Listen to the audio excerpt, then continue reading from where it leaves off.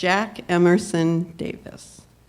Jack Davis spent a part of his childhood along the Panhandle on the Gulf of Mexico, and his early experiences contributed to a deep love of nature and water.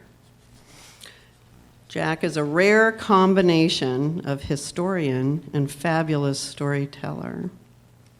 His award-winning book, An Everglades Providence, Marjory Stoneman Douglas and the American Environmental Century, is much more than a great biography, although it is that. It's also a history of Florida's environmental movement. Jack is a professor of history at the University of Florida and currently researching a book, An Environmental History of the Gulf of Mexico. How lucky we are to have him here in the role of our own public historian. Please help me welcome Jack Emerson Davis. Thank you very much, Annie. It's a real pleasure to be here. It's an honor. I'm so delighted to be here, especially with my other colleagues tonight whose work I admire so much. And I also admire Florida's Eden. What I contribute is minimal compared with this outstanding group. And they did. They worked very hard to organize this and did such a wonderful job. And so again, I'm just to be able to hear and to share with you a small part of my book in progress is very exciting. As Annie noted, I grew up on the Gulf, not just the Panhandle, but also the Tampa Bay area in Pinellas County, and the Gulf was really the neighborhood of my youth. Docks were the sidewalks and waterways, the streets. A canoe was my bicycle, and a rod and reel were my bat and baseball. So I really feel lucky to return to the Gulf as the subject of my next book. You know, in Gainesville, we live landlocked, and I very much feel it at times, and I really feel that separation from the Gulf. And I've lived landlocked from the Gulf for many years now. But I get back to the Gulf whenever possible, and I'm always struck, maybe you feel this too, I'm always struck by the idea that there's nothing more significant or eternal than the ocean. Now, Cynthia Barnett may disagree with me because she's writing a book on the history of rain, so she might say rain is more significant than the ocean, but that's where rain comes from, I say. You know, and when I look out to the horizon, the ocean horizon, what we see is what people have been seeing for thousands of years, what they saw thousands of years ago. What we hear, the water slapping on the beach, is the same. It's exactly the same. The ocean doesn't change. It's always been there. It always will be, even after we humankind are gone. It'll be there. It's infinite in terms of time, in terms of sound, but also in terms of mass and motion and energy. And the Gulf is really this ancient, never-resting force. And though some of us may worship it, like I do, the Gulf, the ocean is really indifferent to who we are and what we do or what we think. In our own eyes, of course, we're not insignificant. We're not ephemeral. And I think maybe that's why we try to dominate nature, to convince ourselves that we are important, that we are in charge. But next to the sea, we're really insignificant in the larger scheme of the earth. We're like the dinosaurs. We're only passing through. But while we're here, the sea is our providence on earth. It gives and it gives and it gives without us even asking. And this is what I argue makes the Gulf an American sea. The way we've refashioned the coastline with jetties and levees and causeways and dredge and fill projects, seawalls, channels, and canals, all in the image of what we expect of nature. Only doing so at our peril, and at the peril, of course, of the marine ecology. But there's something else that makes the Gulf an American sea, and that's the passion people feel for it.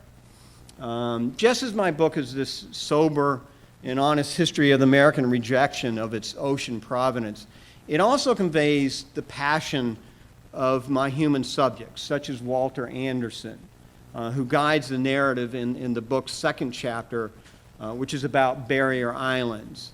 And the opening of which is what I want to read for you tonight. The Gulf of Mexico did not compete for the attention of Mississippi artist Walter Anderson, not even with his family. His wife, Agnes, conceded that as father and husband, he was missing in action most of the time. Each of their 4 children was born in his absence. Patient and understanding by nature, Sissy, as Agnes was known to most, quietly accepted Walter's self-involvement as the fire and ice of artistic genius. The Gulf was the fount of his expressive being, and she expected it to steal his time. He needed to be with his subjects, to study them before he translated them into art. The barrier islands, those white spines of land, as she called them, skirting the coast from Florida to Mexico, especially excited his curiosity. He wanted to know, quote, what winds, what currents built them up, the deaths of how many animals, how many vegetables allowed the slow growth, what birds or waves deposited the seeds of trees, of grasses, or sea oats, end quote. He painted it all. He was simply island-struck. One particular barrier preoccupied him most, Horn Island, the back of Moby Dick, the white whale, quote, end quote. This is Walter's metaphor, and it seems right. Horn was a mile wide and 10 long, a vertebrae of white dunes. It ran lengthwise to the Mississippi coast, and you got there only by boat. In his, Anderson was Captain Ahab approaching the white whale, except the island did not resist. Aside from the visiting artist coming out from his home in Ocean Springs, Horn was free of human habitation. For about 30 years in the 19th century, it had a lighthouse and keeper. A hurricane washed away both in 1906. A family had lived there too, tending a small number of cattle and hogs. The family left in 1920. The struts for supporting life were still there, though. In the average year, around 60 inches of rain fell, sweetening the island's many lagoons and ponds, which turned brackish during dry spells. The island had one freshwater spring, Rabbit Springs, named for the island's most abundant fauna. There were lots of raccoons and nutria and feral hogs, too. A herd of wild horses ran on the island until the military removed them during World War II. Waterfowl, shorebirds, and songbirds were ubiquitous. Vegetation was of the scrub variety, wax myrtle, dune rosemary, and yampan holly, all somewhat exaggerated in size for lack of fire. Horn was also heavily wooded with slash pines, but it had only 2 native live oaks. The plant communities on nearby islands were much the same, although oaks were prevalent. The island was uninhibited, too. That's why Anderson liked it. All of the fauna of Horn Island seemed out yesterday, he recorded in his journal. Marsh hawks, snipes, teal, mallard, great blue herons, rabbits, and just at dusk, a coon. He named the raccoon Inky. From the end of the war until Anderson's death in 1965, he was a frequent visitor, staying for a week or 2 at a time. He regarded himself, he said, as the island's privileged spectator. Horn lies 10 miles out from Ocean Springs across the Mississippi Sound. Anderson made the crossing in leaky skiffs of some vintage, either borrowed from his brother or salvaged from a Gulf storm. His budget of food and art supplies secured amidships in gunny sacks and a metal garbage can. My light little skiff was a cargo barge. I rowed and bailed and rowed and bailed, he wrote. Beneath the salt-stained working man's fedora, he poled as well as rowed. And when the wind was up, he sailed, catching it sometimes with nothing more than an old blanket rigged between mast and boom.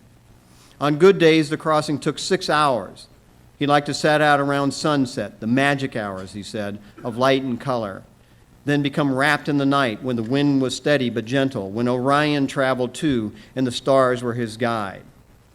Quote, the moonlight water was like glue at times, and I ate apricots and rowed. End quote. He watched for spectacles of bioluminescent marine life in the unsleeping sea, and he listened for birds flying invisible overhead, guessing their kind from their vocals or wing beats. And after the morning star had danced with me on the water, he wrote, The dawn came and the sun rose. On the mornings when he and the first light arrived on the island together, he would secure his boat, make a bed on the beach or the amber grasses, and sleep until afternoon. He often woke looking up to 2, 3, or 4 man-o-war birds on 7-foot wingspans riding a thermal, the most aerial water birds waiting to snatch nourishment caught by some other avian party. He sketched them with their long forked tail feathers, giving attention to what moved him. The beauty was there, he wrote. I have never seen anything more dramatic than the effects of man-o-war birds. He was familiar with all the bird species in residence. Pelicans, first cousins to the man-o-wars, he knew best. He knew their habits and their multiple stages of maturity. He knew if you lifted an immature pelican by its wings, you were likely to break them. The islands exposed him to many such realities and to much death and dying. He accepted it all, including the risk to himself. Snake bites, stingray barbs, and the toxic burn of jellyfish, which had been drifting the world's oceans for 500 million years, were always a threat. Even the protected sound could turn against him.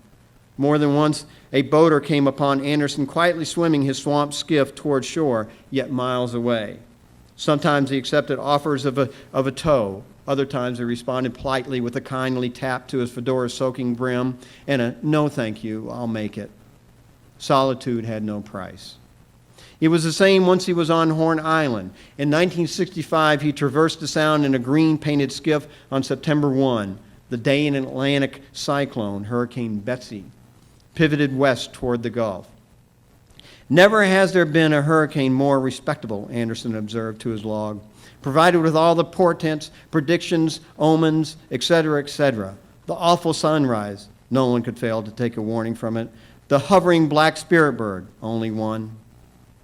The wind rose around the island, and the seas tossed hard against the beach. A rescue boat with the Coast Guard's familiar red and blue hash mark against white hull came out to take him home.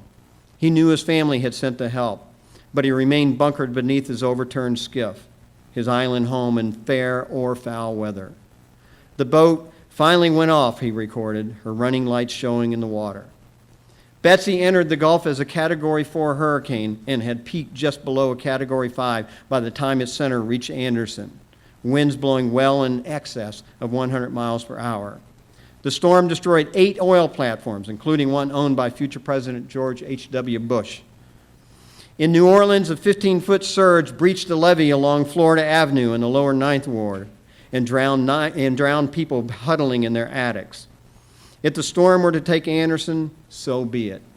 He was a month shy of his 62nd birthday, fit, mentally sharp, wildly talented, emphatically reclusive, and at times stubborn. He was where he wanted to be, with the wind and the rain, the thrashing sea, and the island's creatures. Surely, the island would survive. Thank you.